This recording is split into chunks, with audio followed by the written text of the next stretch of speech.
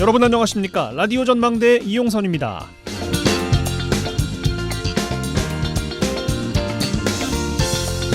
OECD까지 우리나라를 저출생 월드 챔피언이라고 지칭하면서 우려를 표하고 있어요. 올해에는 부산광역시가 광역시 중에 처음으로 인구 소멸 위기 지역에 이름을 올리면서 위기감을 더하고 있습니다. 정부가 인구 감소 지역 규제 특례 확대 방안을 내놨어요. 두드러진 내용이 인구 소멸 위기에 놓인 지자체에 미활용 폐교 재산을 무산 양료할 수 있는 특례 규정을 마련한 겁니다. 지자체가 교육청과 협의를 해서 방치된 폐교 자산을 적극 활용해 정주 여건 개선 등 지방 소멸 대응에 나설 수 있도록 하겠다는 겁니다. 폐교의 66%는 인구 감소 지역에 있습니다. 그동안 교육청이 폐교를 민간에 임대하는 방식으로 활용해왔습니다만 상업성이 강한 사업 등에는 제재를 해왔죠. 민간 임대 외에 이렇다 할 폐교 활용 아이디어가 나오지 않고 있습니다. 시민들에게 활용 방안을 묻는 아이디어 공모만 매년 나오고 있고요. 이제 앞으로 지자체가 지방 소멸 관련 사업에 폐교를 활용할 수 있게 됐습니다. 귀농, 귀촌인들을 위한 주택 보급 사업 등 다양한 창의적인 아이디어로 생활 인구라도 끌어들이는 구심점이 될 수 있으면 좋겠는데 교육청과 지자체 간 소유권이나 사업 내용 등 갈등의 소지는 남아 있어서 이걸 어떻게 슬기롭게 풀어가느냐가 관건이지 않을까 생각됩니다. 오늘 라디오 전망대가 준비한 소식입니다. 지역 소식들 뉴스 브리핑 통해서 들어보고요. 매주 금요일 코너 민원 해결사 YMCA 토론 이어집니다.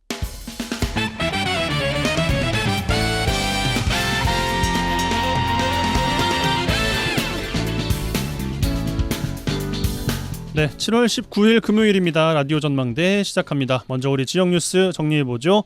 뉴스 브리핑 GBS 뉴스의 차범준 편집장과 함께합니다. 전화 연결돼 있어요. 안녕하십니까? 네, 안녕하세요. 네, 첫 소식입니다. 광양에서 시작할 텐데 광양시가 지분을 갖고 있는 매실 가공 유통시설이 부실 운영으로 매각이 진행되고 있습니다. 근데 계속 유찰되면서 광양시의 부실 예산 지원 논란이 나오고 있어요. 네, 국비와 시비가 지원된 광양 매실 가공 유통시설인 이 빅그린 매실 주식회사의 광양시 보유 지분 매각이 계속 유찰되면서 광양시의 부실한 예산 지원 논란이 나오고 있습니다. 이 빅그린 매실은 지난 2011년에 설립된 매실 가공 유통센터인데요. 매실 농축액 제조 설비와 건조장 등을 갖추고 있는데 해당 시설에는 지난 2014년부터 2018년까지 5년 동안 국비 28억, 시비 19억, 자부담 6억 원 등 총 53억 원의 사업비가 투입된 바 있습니다. 하지만 해당 유통시설은 2019년 보조사업이 종료되고 국비 지원이 끊기자마자 운영이 중단됐는데요. 지난 2022년부터 광양시 보유지분 매각이 진행돼 왔습니다. 최근 두 번째의 매각 유찰이 진행되었고 매각 공고 후에 네 번째 매각 불발이 이어지고 있습니다. 광양시는 지난달 4일과 25일 광양시 보유지분 비상장 주식 지분율 41.2% 5만 주에 대해 매각 입찰 공고를 냈는데 결국 응찰자가 나타나지 않아 지분 매각에 실패했다는 입장입니다. 잘 되고 있는 사업도 아니고 운영이 중단된 유통시설의 지분을 매각하는 상황이니까 쉽지는 않을 것 같은데 만약에 나중에 지분이 매각된다고 해도 제값을 받기는 참 힘들겠어요. 네, 해당 회사는 이미 수년째 운영이 중단돼 있고 지난 2021년 9월 임직원의 임기가 종료된 이후 새로운 임원진도 구성하지 못하고 있다고 합니다. 이 광양시는 시가 보유한 지분을 매각해 새로운 운영자를 찾겠다는 구상인데 이 지분 매각이 계속 불발되면서 회사의 회생 자체도 여전히 불투명한 상황입니다. 광양시는 매각 과정에서 매각 최소 금액을 계속 낮춰가며 매각을 추진하고 있는 상황인데 이번 2차 매각 불발에 따라 추가로 매각 최소 금액을 낮춰서 매각을 성사시키겠다는 계획입니다. 이 광양시의 이 같은 매각 추진에 대해 지역 일부에서는 해당 매실 가공 유통시설이 이 생산과 판매 등 영업 활동이 전무한 상태이고 또 이사들 간의 불화와 임직원의 이 회사 정상화를 위한 자구 노력마저 없는 상황인데 이 재가동 가능성이 현저하게 낮을 것이라는 비관적인 전망을 내놓고 있습니다. 이 국비와 시비를 합해 총 46억 원의 예산이 들어간 사업이 예산 지원이 끊기자마자 바로 운영이 중단됐고 지금 현재 투자비 회수가 불투명한 상황인데 해당 사업에 대해 투자와 예산 지원을 결정한 공무원들이 이 당시 어떤 생각으로 투자를 결정했는지 몹시 궁금할 따름입니다. 예, 뭐 사기업도 아니고 시민들의 예산으로 진행된 지자체 예산 투자 사업인데 참 참담한 결과가 됐죠. 그 책임은 애꿎은 시민들이 부담하고 있는 건 아닌가 이런 생각도 듭니다. 자, 순천으로 가겠습니다. 순천시가 동천역 배수 펌프장 유수지에 장애인 도서관과 체육센터를 건립한 것을 두고 지역 일부에서 입지 선정 논란이 제기되고 있다고요. 네, 다음 달 준공을 앞두고 있는 순천시의 장애인 공공도서관과 체육센터가 시설의 입지가 부적절하다는 논란이 제기되고 있습니다. 이 논란이 되고 있는 순천시 장애인 공공도서관과 체육센터는 동천역 풍덕 배수 펌프장 유수지에 건립됐는데요. 해당 공간은 갑자기 많은 비가 내릴 때 동천의 범람을 막기 위해 이 빗물을 하천으로 빼내는 배수 펌프장 옆에 조성된 이 물을 모아두는 일종의 저수지 기능을 담당하고 있는 곳입니다. 이 순천시는 유수지 상부, 그러니까 유수지에 물이 담기는 수면 위쪽에 이 기둥을 설치해 건축물을 짓는 방식으로 부지 문제를 해결했는데, 이 3층 규모의 건축물은 하부가 물에 잠기는 공간에 기둥을 만들어 마치 물 위에 건축물이 떠 있는 모습인 이 필로티 형태로 지어져 있습니다. 보도에 따르면 최근 장마로 많은 비가 내리면서 건축물 하부에 물이 차면서 각종 부유물이 떠 있는 상태로 미관상 좋지 않고, 무엇보다 일시에 많은 비가 내릴 경우 건축물 주변에 물이 가득 차 있어 이용자들의 안전사고 발생이 우려된다는 입장입니다. 특히 해당 건축물이 도서관과 체육관으로 이용되는 만큼 어린이들이나 청소년들의 경우 안전사고 발생에 대한 특별한 주의가 필요하다는 우려가 나오고 있습니다. 예, 건축물 안전 문제는 설계 과정에서부터 사전에 충분한 검토가 있지 않았을까 생각이 드는데, 안전 문제 발생 우려에 대해서 순천시 어떤 입장입니까? 네, 해당 건축물의 안전 문제를 지적하고 있는 측에서는 지난해 해당 건축물 시공 과정에서 큰 비가 내렸는데, 이 당시 유수지에 물이 차면서 건축자재가 물에 떠다니는 등 유수지 건축물에 대한 이용자들의 안전 문제가 염려된다는 입장입니다. 특히 지역 일부에서는 건축물이 유수지에 지어져 있어 물이 가득 찰 경우 이용자들의 안전사고 우려가 있고, 또 일시에 많은 비가 내려 유수지가 범람하거나 이 배수 펌핑이 중단될 경우 등 이 비상 상황에 대한 대책 마련도 필요하다는 입장입니다. 이 순천 풍덕동이 지역구인 순천시의회 정홍준 의원은 이 언론을 통해 배수 펌프장은 재난에 대비한 시설물인데, 이 동천에 물이 범람해 배수가 잘 안 되며 역류할 경우 이 도서관 체육관 안전에 문제가 발생할 수 있고, 또 기후 변화로 인해 앞으로 폭우 등 재난이 어떤 형태로 닥칠지 모르는데 해당 시설의 안전 문제가 우려된다는 입장입니다. 해당 시설물의 안전 문제가 제기되자 순천시 주무부서는 언론을 통해 원래 배수지에는 건축물을 지을 수 없지만 도시계획 일부를 변경해 건축물 건립이 가능하게 됐다며 건축물의 안전 문제를 사전에 검토했다는 입장입니다. 또한 순천시는 건축물 안전과 관련해 이 건축물을 설계하는 단계에서 그동안 지역의 강수량 등을 감안해 건축을 진행했기 때문에 특별한 문제가 없다는 입장을 밝히고 있습니다. 이 순천시가 안전 문제를 충분히 감안해서 건축물을 조성했다고 하지만 이 물 위에 조성된 건축물인 만큼 이용자들의 안전사고가 발생하지 않도록 철저한 안전조치가 필요해 보이고, 또 펌프장 가동에 문제가 생기지 않도록 시설 정비에 더욱 만전을 기해야 할 것으로 보입니다. 예, 이용자들의 안전 문제가 결부된 만큼 준공 이후 해당 시설물 안전하게 유지 관리될 수 있도록 순천시 특별한 관심이 필요해 보입니다. 자, 마지막 소식입니다. 여수에서 마무리할 텐데, 최근 지자체마다 고향사랑 기부제 통해서 지역발전 기금을 확보하자라는 경쟁을 펼치고 있습니다. 그 와중에 여수시 기부금 활성화에 손을 놓고 있다는 비판이 나오고 있다고요? 네, 최근 고향사랑 기부금 제도가 법제화되면서 일선 지자체장들의 이 고향사랑 기부금 기탁 실적이 이 주민들이 지자체장의 능력을 평가하는 일종의 기준이 되고 있습니다.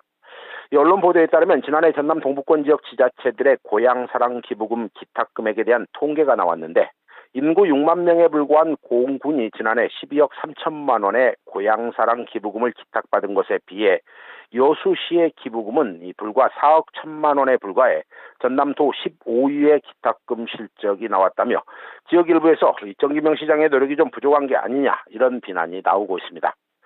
실제 고흥군의 경우 지난해 고향사랑 기부금제 활성화를 위해 이 군 조직의 한 개 팀을 운영했고, 고흥군 홈페이지와 직원들 휴대폰 연결음까지 고향사랑 기부제 활성화를 위해 노력하는 모습을 보였는데, 여수 씨의 경우 기탁금 모금에 관심이 좀 부족했던 게 아니냐 이런 비판이 나오고 있습니다. 예, 그런 와중에 최근 여수 씨가 기부금을 낸 사람에게 커피 쿠폰을 지급하는 홍보 방식을 두고서도 지역 일부에서 잡음이 나오고 있다고요. 네, 최근 여수 씨가 여수사랑 고향사랑 기부제 카카오톡 채널 개설 기념 여수랑 친구 맺고 커피 받고라는 행사를 진행했는데요. 문제는 해당 이벤트에 대해 지역 일부에서 비판이 나오고 있다는 점입니다. 여수시는 고향사랑 기부제를 통해 여수시에 10만 원 이상을 기부한 선착순 100여 명에게 스타벅스 아메리카노 커피 쿠폰을 지급하겠다 이런 홍보를 진행했는데 이 지역 일부에서 고향사랑 기부금을 낸 사람에게 외국 브랜드 커피 쿠폰을 지급하는 것이 적절한 것이냐 이런 비판이 나오고 있습니다.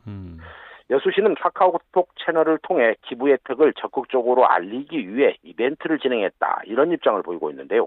이 고향사랑 기부금과 스타벅스 커피 쿠폰 누가 봐도 전혀 어울리지 않은 조합인 것은 분명해 보입니다. 예, 뭐 이벤트로 볼 것이냐 이질적으로 볼 것이냐 청취자 여러분들의 생각도 궁금하고요. 뉴스브리핑 GBS 뉴스의 차범준 편집국장과 함께했어요. 고맙습니다. 네, 고맙습니다.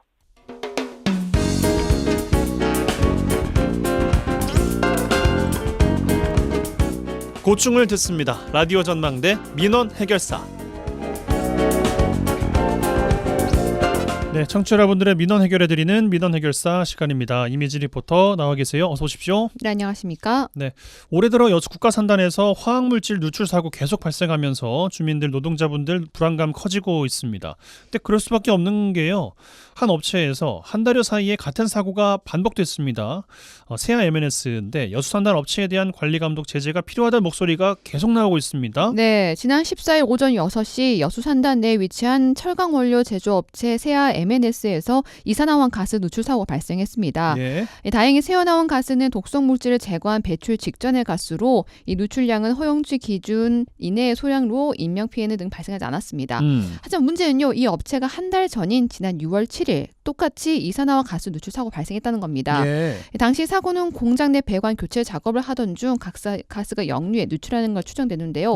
이 사고로 주변 사업장 근로자 80여 명이 멀미 구토 증상으로 병원 진료를 받아야 했습니다. 네, 같은 업체에서 비슷한 사고가 짧은 기간 내에 발생하는 것, 그만큼 안전성을 담보하지 못하고 있다는 걸 텐데 업체 인근 근로자분들, 주민분들 불안감 크겠습니다. 네, 인근 주민들은요, 지난 14일 발생한 가스 누출 사고를 모르고 있었습니다.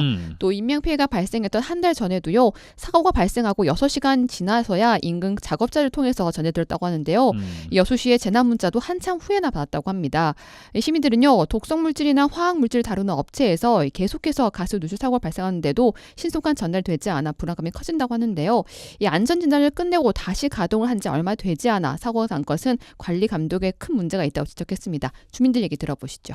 글쎄요, 저희는 전혀 지금 초문이에요. 지금 또 터졌다는 것이 전혀 몰랐어요.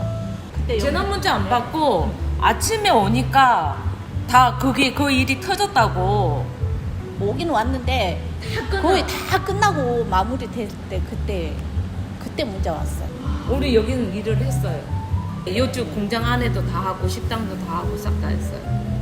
이거 그럼 우리는 죽어도 그럼 누구한테 그것도 안 되는 거네요. 이거는 너무한 거 아닌가요? 이게 얼마나 위험한 건데 이제 와서 끝났다고. 폭우가 오고 비가 많이 와도 바로 전화 문자가 오는데 이거는 그거보다 더 몇 배, 몇천 배나 위험한 곳인데도 전화 문자를 안 보내.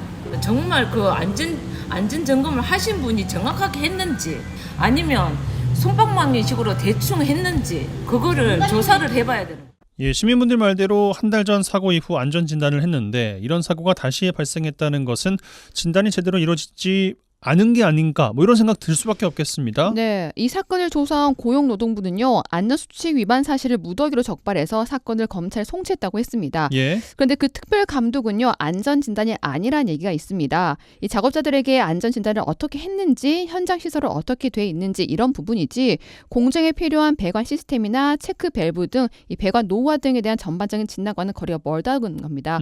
민주노총 여수지부 최간식 지부장 인터뷰입니다. 고용노동부에서 그때 당시에 한 특별 감독은 안전진단이 아니에요. 그 공장이 안전하게 다시 복구가 됐는지 다른 데에 이상이 없는지는 확인하는 사항이 아니었죠. 그러니까 이게 안전진단하고 근로감독하고는 차이가 있는 거죠. 대단히 많은 것을 이렇게 조치한 것처럼 보이지만 실제로는 그것이 그렇게 뭐 그 이후에 사고가 날지 안 날지까지 들여다보고서 한 특별감독은 아니다 이렇게 보고 있죠. 실제로 안전진단이라고 하면 그 공장에 있는 배관 시스템이 적절하게 되어져 있는지, 배관이 낡지는 않았는지 이런 것들에 대한 전반적인 진단이 됐다라고 하면 그게 며칠 새에 그렇게 끝날 수가 없죠. 한 달이 채 못 해가지고 이번에도 배관의 문제로 이 문제가 발생을 했다 이러면 그때 당시에 특별 감독을 했던 고용노동부도 문제고 공장을 재가동하도록 승인한 이 환경청도 문제가 되죠. 가스 누출 사고나 폭발 사고는 발생 규모는 작다고 하더라도 피해는 생각보다 클 수가 있습니다. 네. 예측이 안 되기 때문에. 그래서 담당 기관들의 관리 감독 더 중요한 것 아니겠어요? 네, 이번 사고를 봤을 때도요. 안전진단이 무용지물이 된 거나 마찬가지입니다. 이번 사고를 통해 특별관리 감독을 했던 고용노동부도 또 재가동에 승인을 했던 환경청도 좀 더 세밀한 진단과 관리가 필요해 보입니다. 예. 또 산장 관계자들은요. 여수 산단의 노후화가 진행되면서 영세한 업체들은 비용 문제로 인해 시설 교체나 보강이 어렵다고 얘기합니다. 이렇게 되다 보면 이번 세아 M&S와 같은 사고가 또 발생할 수 있다는 건데요. 여수 산단의 안전과 관련된 제재나 견인할 법적 규제가 필요하다고 지적합니다. 네, 알겠습니다. 민원의 결사 이미지 리포터와 함께했어요. 고맙습니다. 네, 감사합니다.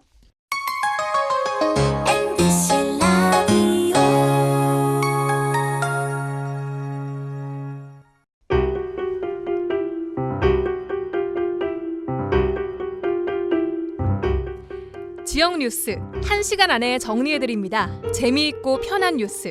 지역 시사는 역시 이용선의 라디오 전망대.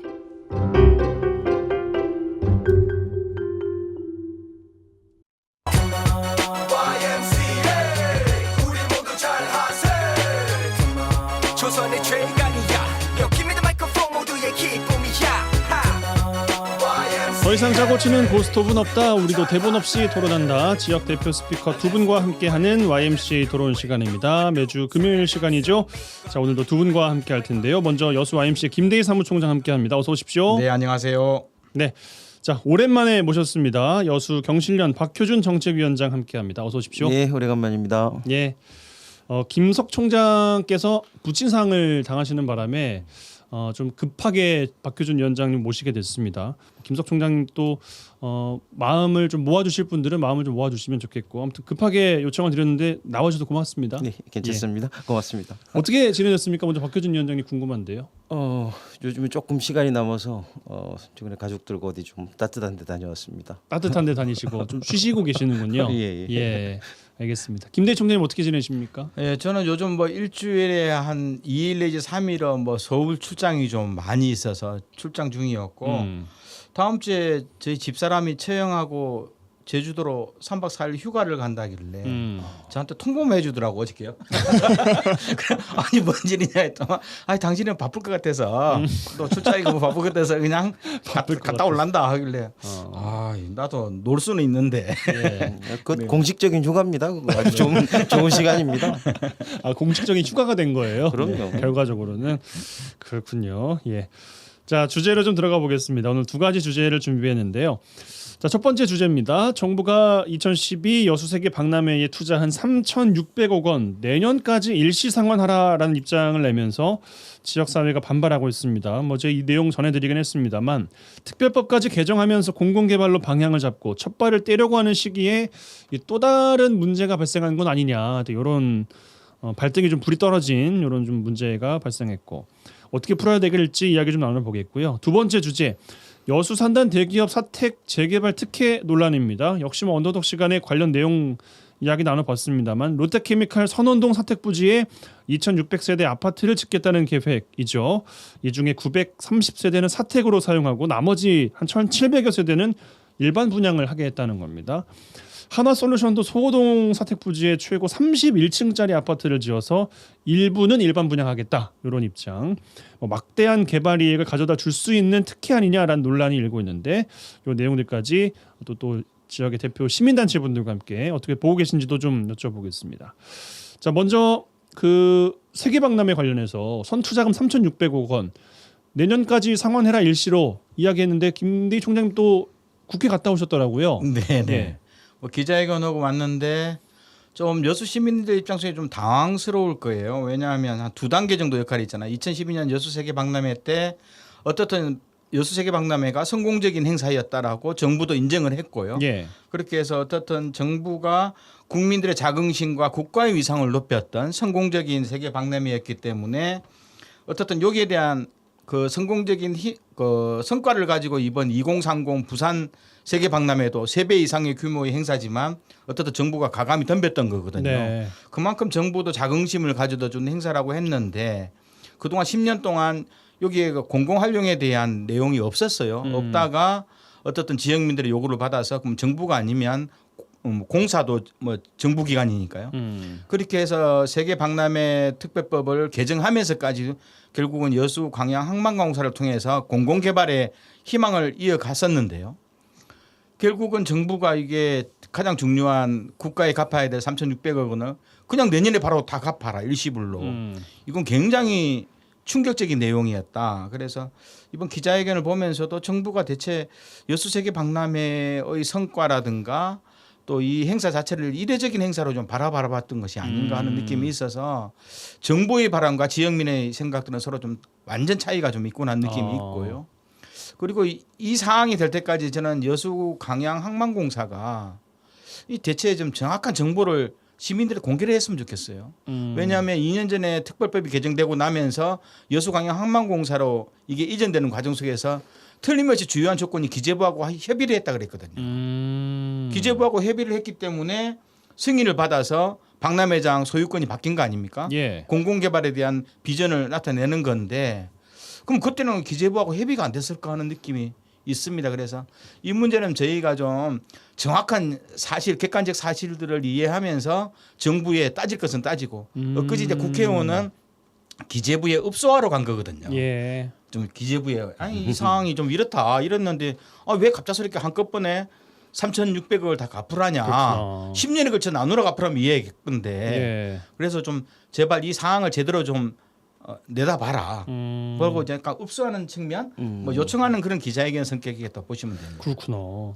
일단 항만공사 입장에서 좀 당황스러울 거예요. 굉장히 당황스럽겠죠. 예, 제가 아는 범위 내에서 기재부의 입장 변화들이 중간에 있었거든요. 이게 원래 공사 설립하면서 이게 이제 공사로 이관되면서 이제 공사기 때문에 장기적으로 채권을 회수하는 방향으로 가닥을 잡았다가 예. 기재부 내부의 입장 변화 때문에 갑자기 한꺼번에 상환하라는 입장 변화가 있어가지고 아마도 항만공사도 되게 당황스러울 거라고 생각되는데 저는 이제 이거 좀 중요하게 봐야 되는 건 이거예요. 요 세계 박람회는 명백히 국가 행사입니다. 그러니까 그러면 국가가 책임지고 투자하고 운영하고 사후 활용까지 책임져야 되는 구조인 거죠. 그러니까 그것이 어떤 방식이든 간에 국가의 책임이라는 거죠. 그런데 지금 현재까지의 이제 사후 활용 계획, 그다음에 어떤 투자금의 회수 계획 이런 것들은 모두가 정부가 실패한 것들이죠. 정부가 실패한 사례들인 거예요. 그래서 정부가 명백히 책임을 져야 되는 건데 지역사회에 떠미는 꼴이다. 그럼요. 다행인 거는 그나마 뭐 기재부든 해수부든 뭐 공사든 다 정부 기관이라는 거죠. 그러니까 그 안에서 이제 책임을 돌리는 건데 이 방법이 이제 그동안의 지역에서는 지역사회 이제 공공개발을 통해서 지역사회 이익이 되는 쪽으로 해라라는 게 지역사회 요구였고 예. 기재부는 뭐 그렇게 되든 말든 우리는 상관하지 않겠다. 그냥 돈만 갚아라. 뭐 예. 팔아먹든지 말든지라는 건데 이건 뭐냐면 내가 이제 더 이상 정부가 이것에 대한 책임을 지지 않겠다라는 얘기예요. 그래서 오히려 기재부에 읍소할 일이 아니라 너네들이 정말 책임을 져라라고 지역사회에서 요구해야 되는 일인 거죠. 그래서 두 국회의원들 분께서도 이렇게 조금 야 좀 제발 나중에 갚게 해주라 이런 태도가 아니라 너네들이 책임져야 되는 거고 지역사회 요구에 따라서 너네들이 그만한 행정을 해야 되는 건데 왜 안 하느냐라고 사실은 질책해야 되는 문제라고 생각합니다. 아마 두 가지 문제였을 거예요. 15년 전에 이제 여수 세계 박람회를 국가가 기획안을 잡을 때, 기본 예. 계획을 잡을 때 이건 단순하게 3개월짜리 일회용 행사가 아닌 거라고 자기들은 다 봤던 거고요. 그러면서 기본 계획에도 향후 이 박람회장의 지속적 활용을 통해서 국가나 지역 발전 개념차를 하겠다는 것이 기본 계획의 중요한 목표였거든요. 그럼 뭐 정부가 책임지겠다는 거예요. 그렇게 했던 측면이 있었는데 최근에 이제 정권이 바뀌면서 이게 180도 저는 달라졌다고 좀 보는 거거든요. 아마 국가 입장에서 3,600억이면 지금 뭐 50조 원 정도 1년에 매년 세수 빵꾸 난 거, 그죠? 적자 난 측면들 지금 한 100조 원이 넘는데 그중에 상당한 금액이기 때문에 여수광양항만공사가 어떻든 이렇게 지자체하고 뭘 하든 간에 우리는 돈 받을란다 하는 걸로 좀 바뀌지 않았는가 하는 느낌도 좀 있어요. 그러면 그 입장 변화라는 것이 궁금해지는 것이 아니 우리 정부도 지금 한국은행에다가 몇십조 빌려가지고 마이너스 통장 뚫는다. 다른데 돈 거둘 데 있으면 빨리빨리 걷어라라는 것 때문에 입장 변화가 생겼을까요? 아무래도 세수가 부족해서? 윤 정부 들어서 여러 분야에서 세금을 깎아줬잖아요. 네. 그러면서 이제 당장에 필요한 세수들은 되게 부족했을 거라고 봅니다. 그런데 저는 그것보다 3,600억이라는 건 전체 국고의 규모에서 보면 크지 않은 거거든요. 네. 그래서 저는 오히려 이제 그것은 윤 정부 들어서 지역에 대한 국가의 책임들을 방기하겠다 이런 선언으로 보는 게 더 적절할 거라고 봐요. 그러니까 돈의 규모가 뭐 이것을 팔아서 국고를 어느 정도 충당해서 뭐 이걸 국가를 정상적으로 돌린다 이것은 사실은 크지 않은 돈이거든요. 국고로 보면. 그래서 오히려 나는 더 이상 이제 여수라는 지역사회에 우리가 국가가 책임지기 싫다라는 선언으로 봐야 된다. 그래서 오히려 지역사회에서 그런 입장에서 저항하거나 책임을 묻거나 할 필요가 있다고 생각합니다. 예. 그럼 현재 상황을 좀 면밀하게 인식해야 될 필요가 있는 것이 그 전략 저희가 잠깐 말씀 나눴었는데 읍소와 질책 둘 중에서 우리가 어떤 상황이니까 읍소를 해야 되고 어떤 상황이니까 질책을 해야 된다라는 게 좀 설 것 같거든요. 김대희 총장님 어떻게 보십니까? 뭐 초기에는 약간 좀 사정하는 아니 왜 이렇게 허기를 했는데 갑작스레 바뀌었냐. 네. 기존에 좀 적극적으로 밀어준 걸 그대로 유지해라는 약간은 좀 아쉬운 소리지만 앞으로는 다음 주나 되면 저는 질책으로 갈 것 같아요. 여수 시민들이. 네. 그럼에도 불구하고 결국은 기재부와 해수부의 기존 입장들이 변함이 없다면 여수 시민들은 더 이상 읍소할 필요 없죠. 원칙대로 가는 거죠. 당신들이 기본적으로 이렇게 하기로 했던 거 기본 계획에 들어있고 법 개정도 하면서 결국 여수 광양 항만공사 만들면서 20억에 가까운 또 마스터 플랜 계획도 이렇게 추진되고 있는 판에 어쩌라는 소리냐. 다 죽으라는 거냐. 네, 다 죽으라는 소리냐. 갑자기 3,600억 어떻게 싹 갔냐. 팔고 저기다가 민간 아파트 들어서고 카지노 들어서고 다 해야 되는 거냐라는 논리로 가야 되는 거고요. 그래서 예. 어떻든 이건 애초에 기재부와 해양수산부가 약속했던 영역으로 그럼 가야 된다. 저는 아마 이번 주까지는 어떻든 뭐 이렇게 요구하는 측면으로 가지만 다음 주부터는 여수 시민들이 아마 좀 공격적인 방식으로 오히려 뭐 질책하고 따지고 오는 방식으로 가지 않겠나 좀 생각을 합니다. 박효준 위원장님 어떻게 질책을 해야 되겠습니까? 저는 이 사항들이 명백히 정부 책임이기 때문에 사후 활용 과정조차도 정부가 책임지고 진행해야 되는 부분들이었어요. 네. 그러니까 그 과정들을 정확히 계획대로 진행하지 못했던 부분들이 일차적인 책임이 있는 거고 이후의 과정에서 이제 특별법 만들면서 공사가 앞으로 이제 책임지고 운영할 수 있도록 기관을 선정했음에도 불구하고 그 기회조차도 주지 않았다는 거죠. 결국은. 그래서 이제 기존에 그 정부가 했던 행정 절차가 그러니까 지역에 어떤 아무런 기회도 주지 않았기 때문에 저는 명백히 그 국가가 책임을 져야 되는 구조라고 봅니다. 그리고 지금 뭐 그렇게 우리가 단순하게 민간 매각을 통해서 이것을 뭐 부채를 회수하겠다 이런 건데 사실 그것도 조차도 대단히 어렵거든요. 그래서 오히려 박람회장을 가치를 높이는 측면에서 정부가 고민을 해야 될 시기거든요. 그러니까 당장에 뭐 돈을 회수한다 이런 계획도 사실은 어떻게 보면 허무맹랑한 소리 같습니다. 김대희 총장님, 항만공사는 뭐 당황만 하고 있을 수는 없는 거잖아요. 어떤 식이든 대응을 해야 할 텐데 기재부 입장이 뭐 전환이 됐든 아니면 뭐 강경하게 됐든 뭐 대응 여러 가지로 검토를 좀 하고 있겠습니다만 어떤 말씀 좀 주고 싶으세요? 저는 항만공사도 솔직하게 지역사회에 말할 건 말해야 된다 보거든요.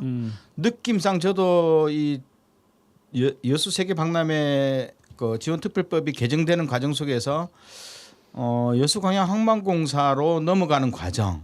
이건 근본적으로 기재부하고 협의가 돼야지만 넘어가는 거거든요. 예. 그리고 장기적인 예산 계획들 이거 다 이야기돼야 되는 거거든요. 너무 덩어리가 크니까요. 네. 그러면 과정 속에서 기재부가 이야기했을 건데 그러면서 우리도 당시 언론에 나왔을 때 1년 반 전에 언론에 나왔을 때 기재부하고 점진적으로 이 부채 상환건이 점진적으로 갖겠다라는 내용이 언론에 나왔었거든요.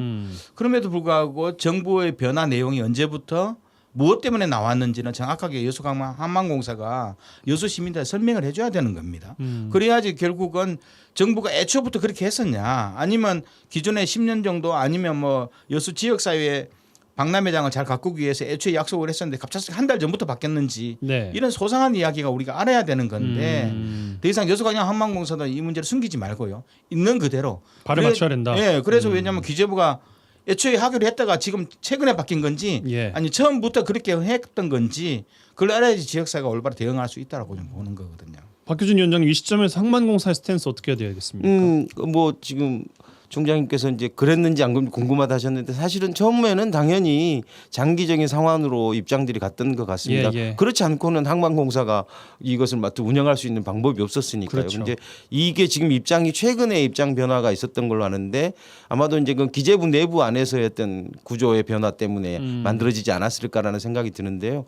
그래서 저는 기재부든 해수부든 이 거기에 대한 명백히 책임을 져야 된다고 보는 겁니다. 그래서 그것이 이제 특별법 개정에서 법률에 따라서 공사가 앞으로 운영하도록 해놓고 그것에 대해서 못하게 하는 꼴이 되는 거거든요. 그래서 거기에 대한 담당 이 건을 의결했던 담당 부서의 장들 또는 이런 사람들은 명백히 책임을 물어야 된다고 생각합니다. 그리고 어떻든 저희가 12년 전에 세계 박람회 할 때 전라남도도 본인들이 막 주인인 것처럼 어깨에 힘주고 다녔거든요. 다 했고 사실상 그랬잖아요. 상당히 많은 뭐 도비도 나갔던 거고. 저는 그때 군대에 있어서 잘 모르겠습니다. 그런 건가요? 그래서 전라남도도 여기에 빠지지 말아라. 어떻게 이게 기재부가 여수만의 문제인가요? 그러면 결국은 이거 항만공사뿐만 아니라 전라남도도 여기에서 강력하게 좀 내용들을 정확히 파악하고 뭐 지역사회 공동 대응을 좀 전라남 도지사도 여수하고 특히 이제 이 세계 박람회와 같이 관련했던 이 권역 남일이 아니라 같이 좀 해줘라. 예, 남해안 남중권도 같이 좀 중심해야 돼. 도지사도 대응 같이 하자. 예, 같이 좀 대응을 해야지.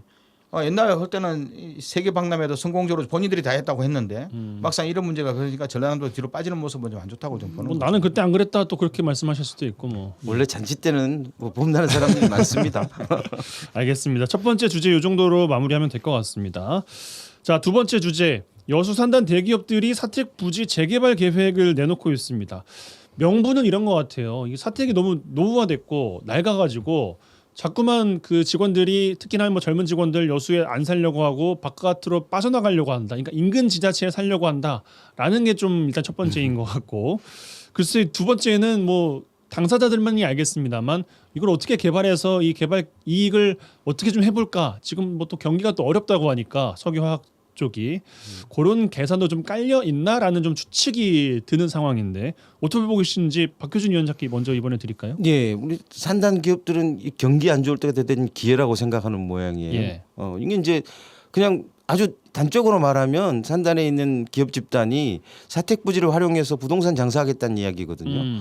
그것에 대해서 이제 사실은 논란이라는 것도 저는 말이 안 된다고 봐요. 왜냐하면 이 과정은 어떻든 간에 여수시의 인허가 과정이 필요합니다. 그렇죠. 그러니까 여수시가 허가를 해줘야 되느냐 말아야 되느냐 판단해야 되는 건데 만약에 여수시가 이것을 허가해 준다면 뭐 표현이 다른 방법이 생각이 안 나는데 호구되는 것밖에 없어요. 여수시가요. 그럼요. 이건 이제 왜냐하면 기존에 이제 이게 산단 용지로 포함, 공장 용지로 포함돼서 사택 부지로 활용해 왔던 것이에요. 그래서 종이 4층 변경돼야 이하로 건설할 수밖에 없었던 곳인데 이것을 이제 이종으로 풀어줘서 30층 넘게 지을 수 있다고 한다면 그래서 만약에 그것을 전체를 사택으로 활용한다면 또 다른 문제일 것 같아요. 조금 더 고민해 볼 여지가 있을 것 같습니다. 그런데 사택은 일부 3분의 1 정도만 활용하고 나머지는 일반 민간 분양. 분양하겠다라는 건데 그럼 부동산 투기하겠다는 건데 여수시가 그것에 대해서 아이고 좋은 일입니다라고 하는 것은 정말 여수시가 바보 같은 행정일 것 같아요. 그래서 뭐 합리적인 판단 나중에 들을 비용 생각해 봐야죠. 차츰 더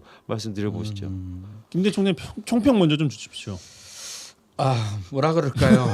마지막 남은 여수의 금싸라기 땅이죠. 아직 개발 행위가 이루어지지 않았던 그렇죠. 한 20만 평. 중간에 뭐 개발된 거 빼더라도 최소한 15만 평, 18만 평 이상의 금싸라기 땅이 도심 내에 있는데 아까 박효준 국장님이 한 7, 8년 전에는 여수시에서 깊이 정책에도 관여를 했던 측면이라서 아마 이 내용도 많이 알 건데요.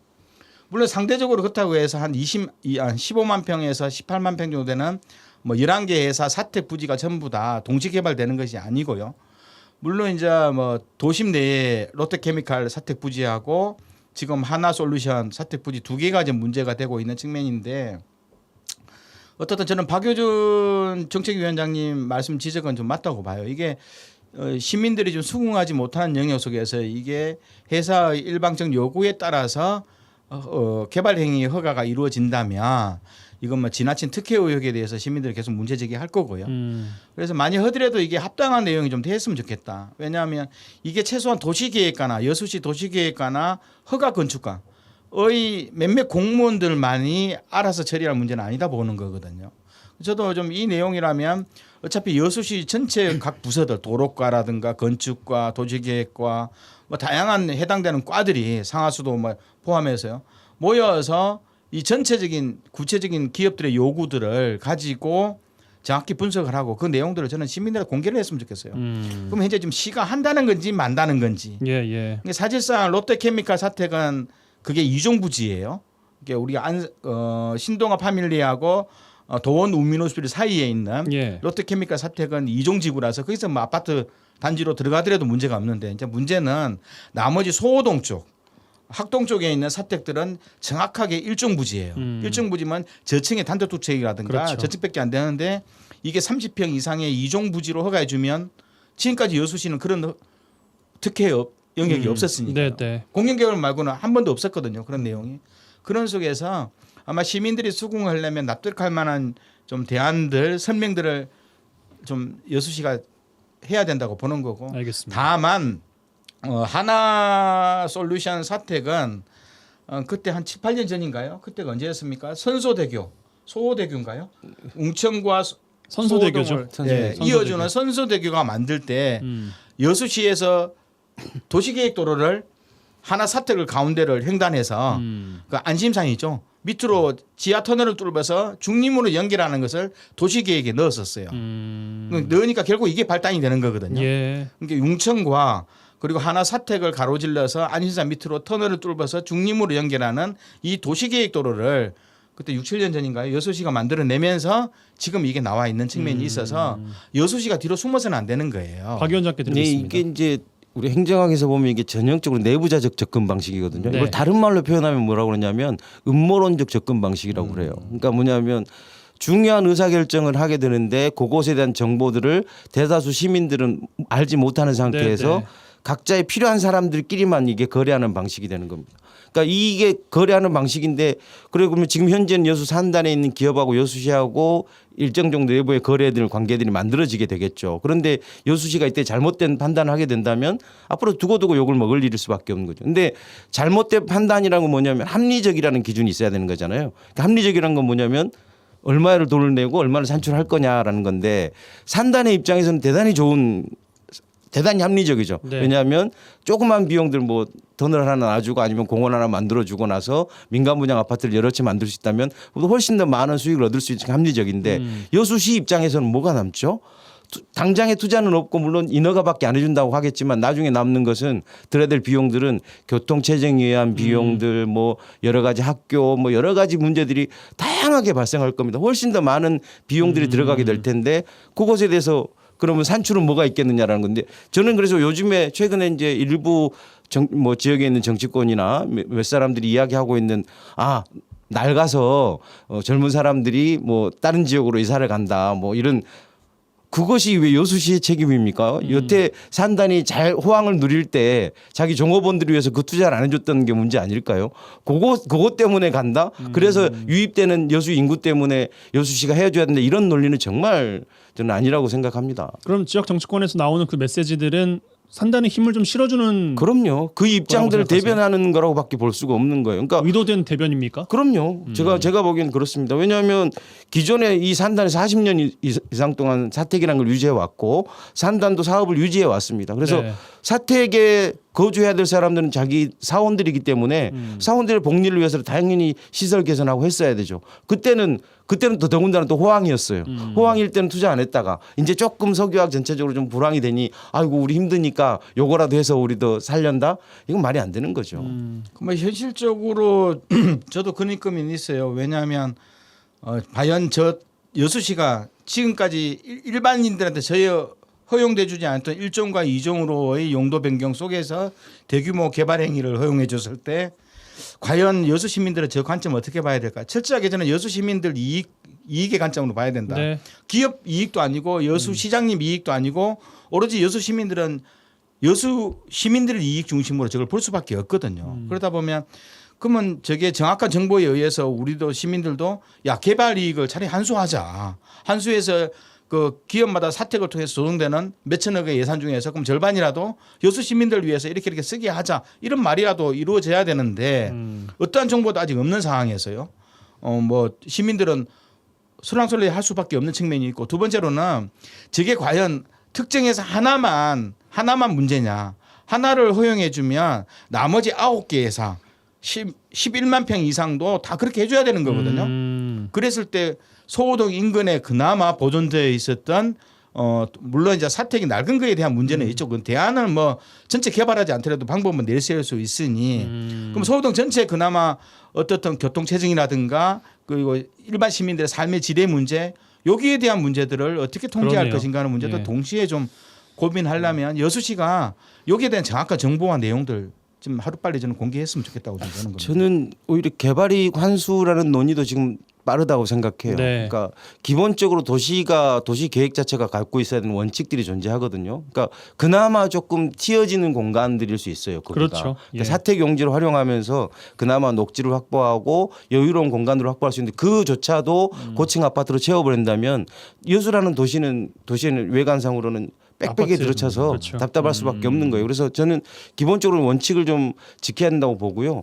저는 그래서 만약에 필요하다면 제안을 할게요. 어떻게든 개발하든 상관없어요. 그렇지만 기존에 있는 비율은 좀 유지하고 여수시가 조금 더 완화해 줄 수는 있겠죠. 왜냐하면 대신 사택으로만 계속 써라. 그렇다면 그렇게 재개발하는 걸 허용해 주겠다라는 방식 아니면 만약에 정말 기업들의 논리처럼 너무 어렵다. 너무 어려워서 그렇다 그러면 여수시에 그 부지 그대로 파셔요. 그래서 여수시가 공공개발하면 어떨까라는 제안을 오히려 역으로 드려봅니다. 아, 여수시가 오히려 다 사들여서 공공개발을 해라. 네네. 그럼 그중 일부를 사택으로 써라라고 사택으로 뭐 이야기를 임대해줘도 상관없는 거니까요. 임대를 하는 방식으로도. 예. 그 방안은 어떻게 생각하세요? 저도 좋다고 봐요. 물론 이제 그렇다 보면 뭐 도시개발공단이지만 뭐 공사로 옛날에 만들면 공사 되죠. 기능을 했었잖아요. 그렇죠. 그렇게 해서 한 수십만 평의 땅들을 뭐 청년주택이든 신혼주택이든 우리가 사회주택이든 그다음에 여수시가 주택 문제 가지고 인구 유입과 관련되어서 많이 좀 아쉬워했던 것을 공사를 통해서 공공적 측면의 주택 보급 사업과 또 나머지는 공원과 해양과 자연이 함께 어울리는 공간으로 여수시가 책임지고 한다는 것도 저는 나쁘지 않다고 좀 봅니다. 예. 그리고 아까 이제 총장님이 잠깐 지적하셨는데요. 그러니까 여수 산단 사택이 있는 부지들을 좀 보시면 그러니까 그 학동 지역의 주요한 거리에 조금 더 위치해 있습니다. 만약에 이 공간이 고층 그 아파트로 재개발돼서 거기에 입주하게 된다면 지금 사실은 이전에 우리 신동아 파밀리의 사례 보셨잖아요.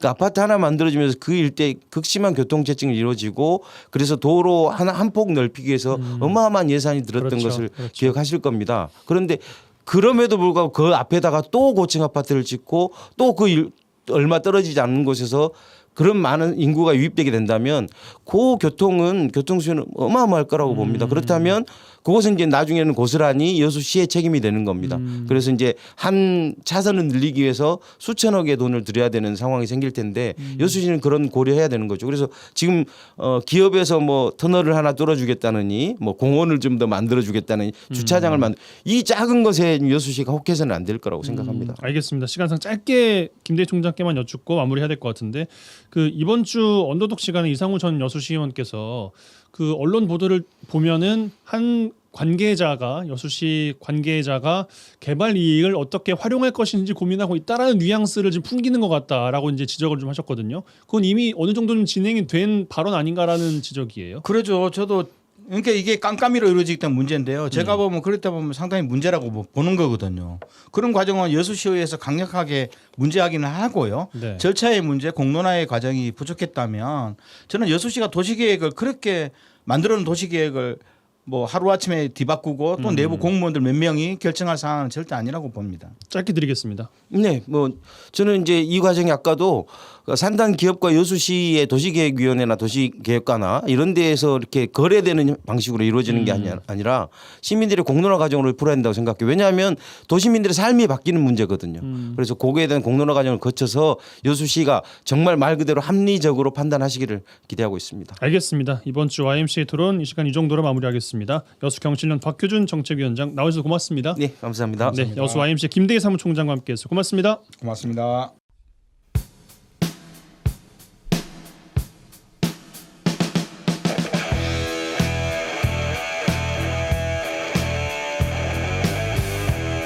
네, 7월 19일 금요일 라디오 전망대 오늘 준비한 소식은 여기까지입니다. 오늘도 이번 주도 고생 정말 많으셨습니다. 신하위에 크게 라디오를 켜고 흐르고 있습니다. 이 노래 들으시고 주말 마무리 잘 하시고 안전하게 다음 주 월요일에 다시 뵙겠습니다. 이용선이었습니다.